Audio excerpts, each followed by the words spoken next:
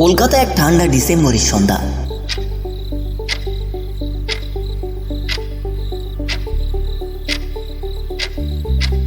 রুদ্র mobile হাতে check করছিল Zomato app. রাতের শেষ ডেলিভারি অপেক্ষায় হঠাৎ একটা অর্ডার ঢুকলো।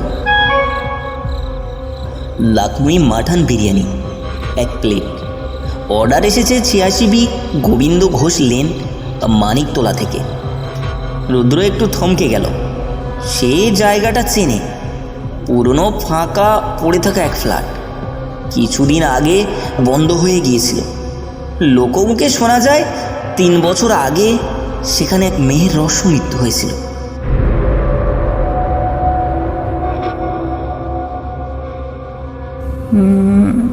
এটা কি করে সম্ভব?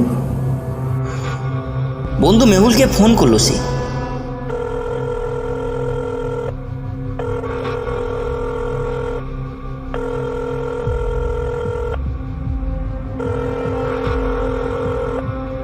হ্যালো মেহুল, আরে ওই বাড়ি থেকে অর্ডার এসেছে। আরে কয়েক বছর আগে যে বাড়িতে একটা মেয়ে রহস্যভাবে মারা গিয়েছিল। আরে বাবা থাকে, কিন্তু কোনো মেয়ে থাকে না ওই বাড়িতে। আর অর্ডারটা একটা মেয়েই করেছে। আর তুই আয় না আমার সঙ্গে একবার, চল দেখি কি অর্ডার দিয়েছে। মেহুল রাজি হয়ে গেল।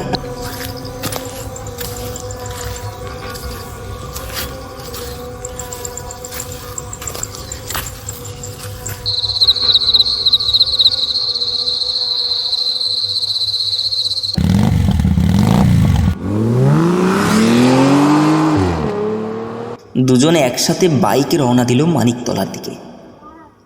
রাত তখন 10টা। ঠান্ডা হাওয়া বইছে।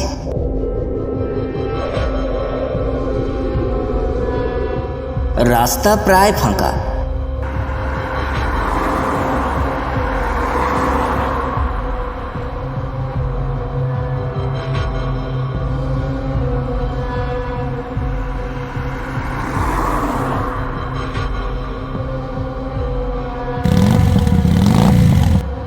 বাড়ির সামনে এসে তারা দেখে এক পাশে গেট খোলা, কিন্তু আলো নেই।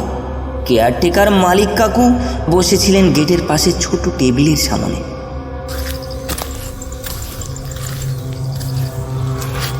আচ্ছা কাকু, এই বাড়িতে একটা অর্ডার এসছে, কে থাকে এখন এখানে? মালিক কাকু কিছুক্ষণ চুপ করে রইলেন, তারপর ধীর গলায় বললেন, অর্ডার তো প্রতি বছরই আসে, ঠিক এই দিনে এই সময়। মেহুল অবাক। মানে 3 বছর আগে এই এক মেয়ে ইনায়া এই ফ্ল্যাটে থাকতো। ফুড ব্লগার ছিল, বিরিয়ানি পাগল। একদিন রাতে অর্ডার করেছিল বিরিয়ানি, কিন্তু খাবার আসার আগেই সে মারা যায় গ্যাস সিলিন্ডারের বিস্ফোরণে। তারপর থেকেই প্রতি বছর 17ই ডিসেম্বর ওই রাত 10টার দিকে অর্ডার আসে, ঠিক একই অর্ডার। রুদ্রর মুখ শুকিয়ে গেল। তবুও কেউ কি কখনো গেছিল ডেলিভারি দিতে? গিয়েছিল, কিন্তু কেউ ফিরে আসেনি। মেহুল বলল, তাহলে চল আজ সেই ইতিহাস বদলানো যাক।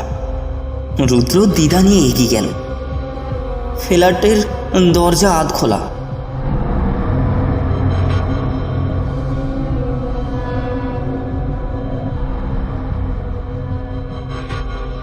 সে ডাকলো,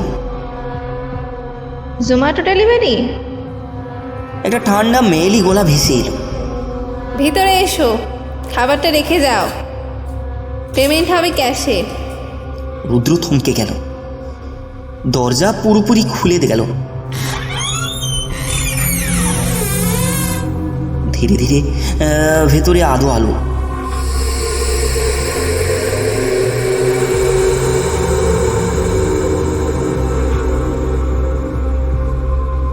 একটা পুরনো গ্রামাফোন বাজছে, পুরনো হিন্দি গান।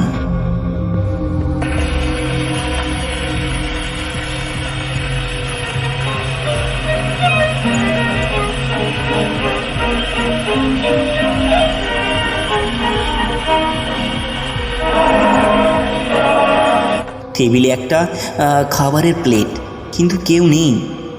তখনই হঠাৎ এই এক নারী ধবধবে সাদা শাড়ি পরে পেছন থেকে এসে বলল, তুমি দেরি করেছো আজ, আমি অনেকক্ষণ অপেক্ষা করছিলাম। রুদ্র ঘুরে দাঁড়াতেই মুখোমুখি হয় ইনার, কিন্তু তার চোখে কোনো সাদা অংশ নেই, শুধু কুচকুচে কালো আর ঠোঁট অস্বাভাবিক লাল। মেহুল চিৎকার করে হঠাৎ দরজার বাইরে থেকে, রুদ্র বেরো চটপট। রুদ্র পালাতে যায়, কিন্তু পা যেন আটকে গেছে। মেঝেতে ইনায়া ধীরে ধীরে এগিয়ে আছে।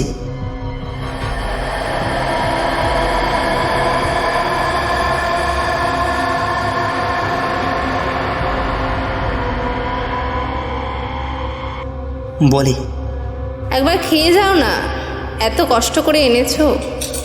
আমি একা খেতে ভালোবাসি না। ও হঠাৎ দরজা বন্ধ হয়ে যায়, এই নিজের থেকেই। মোবাইল আলো নিতে যায়। রুদ্র এক ঝটকায় নিজেকে ছাড়িয়ে নিয়ে ছুটে বেরিয়ে আসে দরজার বাইরে। মেহুল তাকে টেনে বাইরে তোলে আর তারা পালিয়ে যায়। পরদিন সকালে তারা পুলিশ নিয়ে বাড়িতে যায়। দরজা তালাবন্ধ, ঘরের ভেতরে শুধু ধুলো আর এক প্যাকেট বিরিয়ানি পড়ে আছে ঠান্ডা হয়ে। জোম্যাটোতে এই অর্ডার রেকর্ড পাওয়া যায় না, অর্ডার আইডি ভুয়ো। মালিক কাকু বলে, দেখলে তো, এবার অন্তত খেতে পেরেছে তোমার আনা খাবার, এবার হয়তো সে মুক্তি পাবে। রুদ্র কিছু বলে না, শুধু মাথা নিচু করে বলে, কিন্তু আমি এখনও ফোনে ইনায়ার ফিডব্যাক দেখতে পাচ্ছি। 5 স্টার দেওয়া, ও লিখেছে, খুব ভালো সার্ভিস, আবার দেখা হবে।